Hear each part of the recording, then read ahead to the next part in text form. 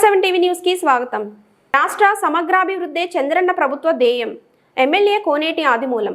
West వరత్తూరులో Tripura governor ఇంద్రసేనారెడ్డికి MLA ఘన స్వాగతం.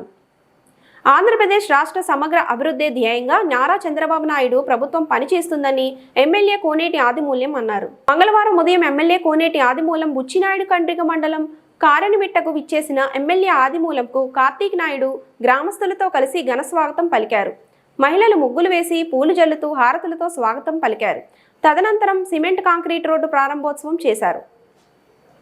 ఈ సందర్భంగా ఏర్పాటు చేసిన సభలో ఎమ్మెల్యే మాట్లాడుతూ ఉపాధి హామీ పథకం ద్వారా గ్రామాల్లో సీసీ రోడ్లు, పశువుల షెడ్లు, పశువులకు తాగునీటి తొట్టెలు నిర్మాణం ఉవ్వెత్తున జరుగుతున్నాయన్నారు. వీటితో పాటు ప్రస్తుతం శ్మశానాల అభివృద్ధి పనులకు ప్రభుత్వం శ్రీకారం చుట్టిందని, స్థానిక ప్రజాప్రతినిధులు, నాయకులు తమ గ్రామాల్లోని శ్మశానాల అభివృద్ధికి ఎంపీడీఓ ఉపాధి హామీ పథకం అధికారుల ద్వారా ప్రతిపాదనలు పంపితే వెంటనే ప్రభుత్వం నిధులు మంజూరు చేస్తుందన్నారు.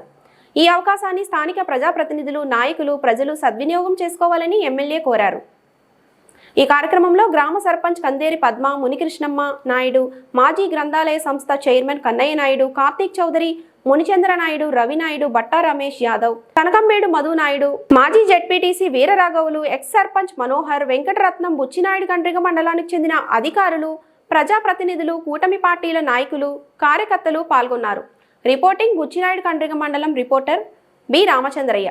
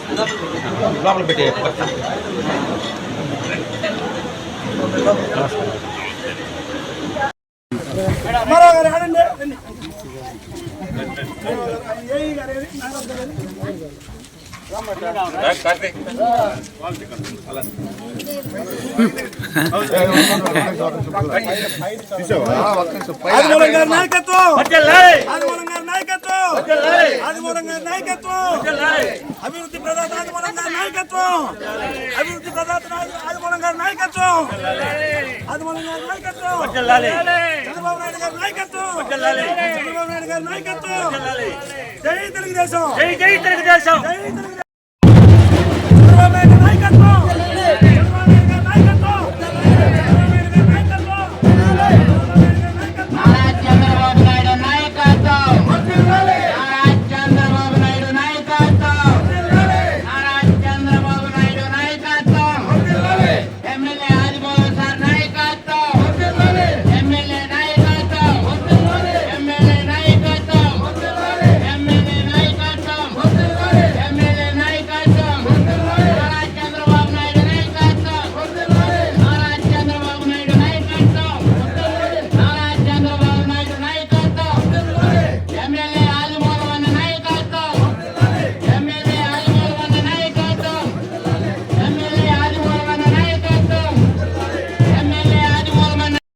వస్తున్నాడు, సంతనామతో వస్తున్నాడు, వచ్చి మనకి ముందర నిలుస్తున్నాడు. చెప్పి సభలక్ష్మి పేరు చెప్పి రారన్నా, నీకు చెప్పాను సిగ్గుకుంటే తొలగిపోరన్నా.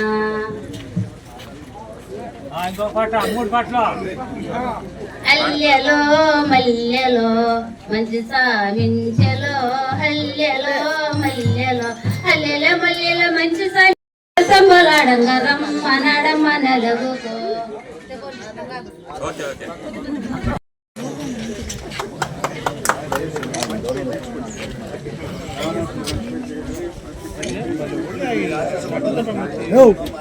పక్కకు పోయా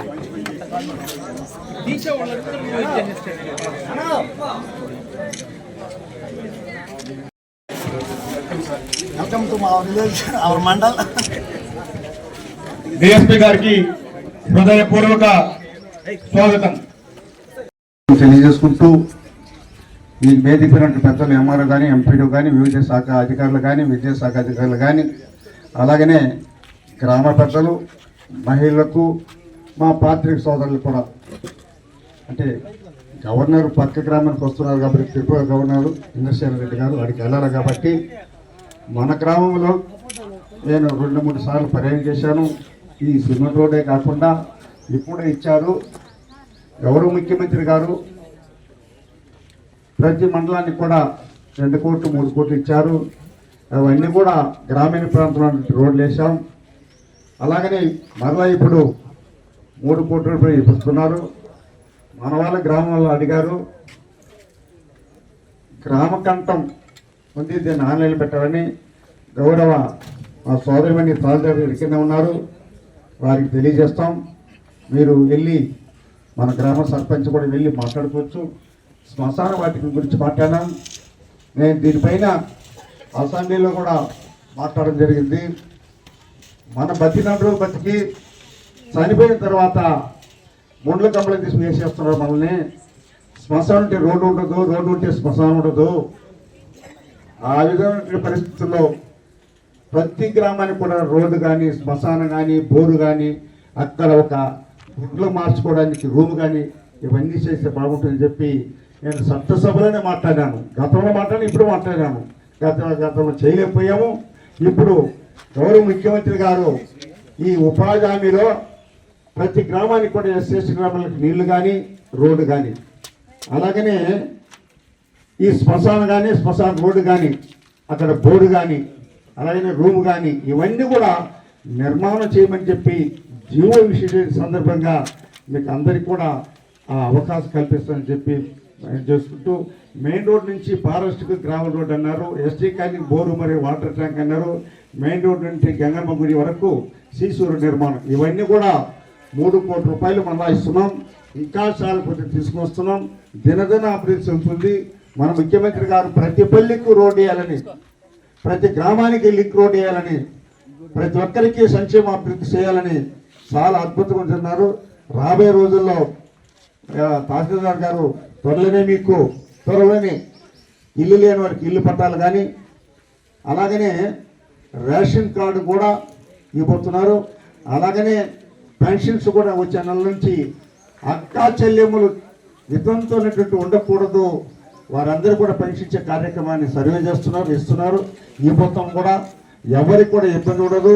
మన ప్రభుత్వంలో ఎవరికి కూడా అన్యాయం జరగకూడదని ఆలోచనే పేదవారికి అందరూ కూడా న్యాయం చేయాలని ఉద్దేశంతోనే నేను రాత్రిగా పగలను కష్టపడుతున్నాను. అదేవిధంగా మన అధికారులు కూడా కష్టపడి మన అభివృద్ధి సంక్షేమంలో సత్యవేడు కాన్స్టిట్యున్సీలో అభివృద్ధి నడపాలని, ప్రశాంతమైన వాతావరణం ఉండాలి. మన కాన్స్టిట్యున్సీలో ఎటువంటి ఇబ్బందులు ఉండకూడదు, ప్రతి ఒక్కరూ బాగుండాలా. సంక్షేమ కార్యం ఇస్తాడు అన్న, 1 వచ్చేసింది మళ్ళా.